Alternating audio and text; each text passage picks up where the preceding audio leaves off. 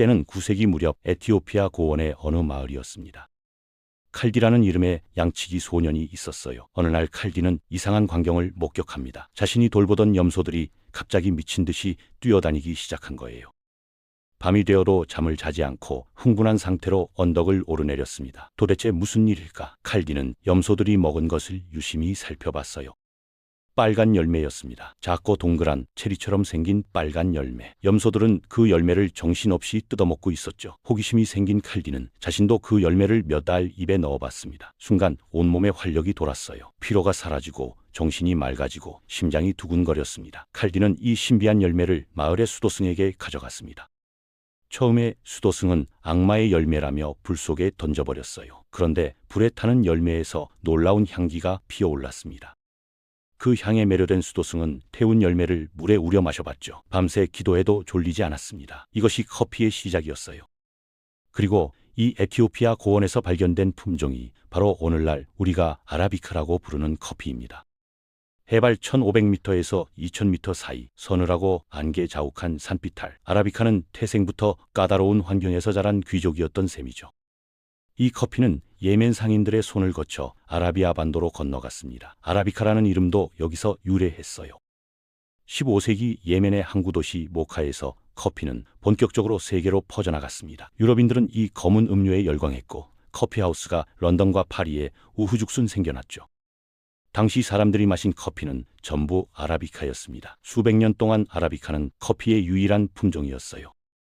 사람들은 커피에 다른 종류가 있을 거라고는 상상조차 하지 못했습니다. 시간이 흘러 19세기 후반 아프리카 중앙부 콩고 분지 유럽 탐험가들이 이 울창한 열대우림을 헤치며 들어갔습니다. 그들은 원주민들이 마시는 이상한 음료를 발견했어요. 분명 커피 같은데 뭔가 달랐습니다. 맛이 더 쓰고 더 강렬했죠. 나무 모양도 달랐어요. 아라비카보다 키가 크고 잎이 넓고 열매가 더 많이 열렸습니다. 1898년 식물학자들은 이 품종을 공식적으로 분류했습니다. 이름은 카네포라. 하지만 사람들은 다른 이름으로 불렀어요. 로부스타. 라틴어로 강건하다는 뜻입니다. 이름에는 이유가 있었습니다. 로부스타는 정말 강했어요. 해발 0m에서 800m 사이 저지대에서도 잘 자랐고 섭씨 30도가 넘는 무더위에도 끄떡없었습니다. 아라비카를 전멸시킨 커피 녹병에도 면역이 있었죠. 거기다 수확량은 아라비카의 거의 2배. 농부 입장에서는 꿈같은 작물이었습니다. 하지만 문제가 있었어요. 맛이었습니다. 처음 로부스타를 맛본 유럽인들은 인상을 찌푸렸어요. 너무 썼습니다. 텁텁하고 거칠고 고무타는 냄새 같은 이상한 향이 났죠. 왜 이런 차이가 날까요? 비밀은 카페인에 있었습니다. 로부스타의 카페인 함량은 2.7%로 아라비카의 1.5%보다 거의 2배나 높았어요. 카페인은 원래 커피나무가 벌레를 쫓으려고 만들어낸 천연 살충제입니다. 그래서 카페인이 많을수록 맛은 써지죠. 저지대 열대우림은 해충이 들끓는 환경이에요.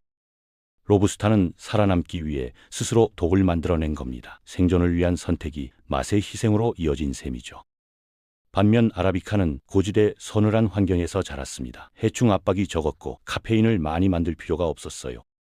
대신 그 에너지를 당분과 지방, 복합적인 향미 물질을 만드는 데 썼죠. 꽃향기, 과일 산미, 초콜릿 같은 단맛. 아라비카의 우아한 풍미는 이렇게 탄생한 겁니다. 두 품종은 같은 커피지만 완전히 다른 생존 전략을 택한 셈이에요.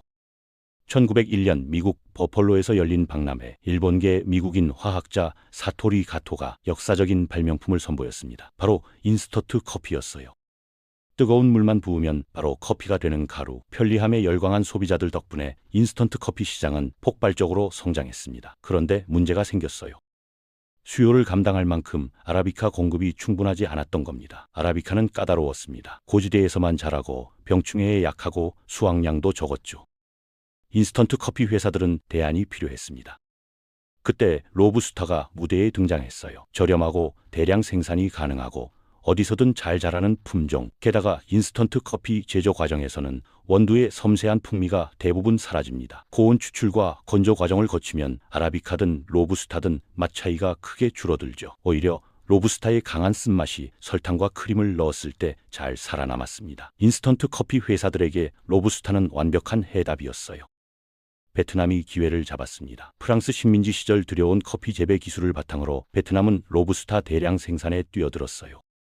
중부 고원지대 당락성 일대가 거대한 커피 농장으로 변했습니다. 1990년대 베트남 전쟁의 상처가 아물면서 커피 수출은 폭발적으로 증가했죠. 2000년대에 들어서 베트남은 브라질에 이어 세계 2위 커피 생산국이 됐습니다. 전체 생산량의 95%가 로부스타예요. 여러분이 편의점에서 사 마시는 캔커피, 자판기 커피, 믹스커피 대부분의 원료가 바로 이 베트남산 로부스타입니다. 로부스타 덕분에 커피는 진정한 대중음료가 됐어요. 100년 전만 해도 커피는 상류층의 사치품이었습니다. 하지만 저렴한 로부스타가 시장에 쏟아지면서 누구나 커피를 마실 수 있게 됐죠. 아침마다 믹스커피 한 잔으로 하루를 시작하는 직장인, 공부하며 캔커피를 들이키는 학생. 이 모든 풍경이 로부스타 덕분에 가능해진 겁니다. 로부스타를 무시할 수 없는 이유가 여기 있어요. 이탈리아 나폴리의 어느 오래된 카페 바리스타가 에스프레소 한 잔을 내립니다. 진한 갈색 액체 위에 황금빛 거품이 두두하게 올라앉아 있어요. 크레마입니다. 이탈리아 사람들은 이 크레마를 에스프레소의 영혼이라고 부릅니다. 크레마가 풍성할수록 좋은 에스프레소라고 믿죠. 그런데 여기 놀라운 비밀이 숨어 있어요. 이 이탈리아 정통 에스프레소에는 로부스타가 섞여 있습니다. 고급 에스프레소인데 왜 로부스타를 넣느냐고요? 이유가 있습니다.